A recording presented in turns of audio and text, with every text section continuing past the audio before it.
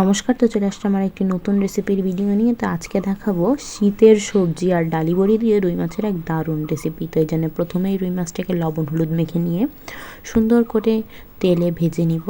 যেহেতু মাটির চুলায় রান্না করা হচ্ছে, এমনি গ্যাস থেকে কিন্তু মাটির চুলার রান্না সব থেকে বেশি ভালো লাগে। তো মাছটা একটু লাল লাল করে ভেজে নিব সুন্দর করে, এপাশ আর ওপাশ মাছগুলো ভেজে রাখা শেষ।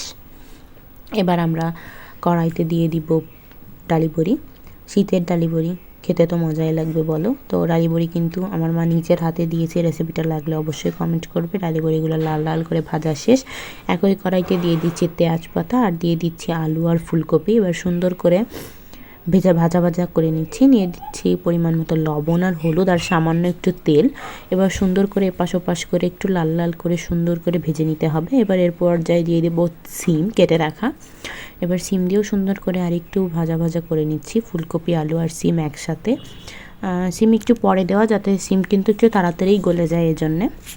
এবার দিয়ে দিব পরিমাণ মতো একটু জল দিয়ে আমরা সুন্দর করে সেদ্ধ হতে দেবো। যখন জলটা ফুটে আসবে এ পর্যায়ে দিয়ে দেবো ডালি বড়িগুলো, যাতে ডালি বড়ির ভেতর সুন্দরভাবে মশলা যায় এজন্য। এবার দিয়ে দিচ্ছি কাঁচা লঙ্কা দেওয়া শেষ। এবার যখন ফুটে উঠবে তখন দিয়ে দিচ্ছি ভেজে রাখা রুই মাছগুলো।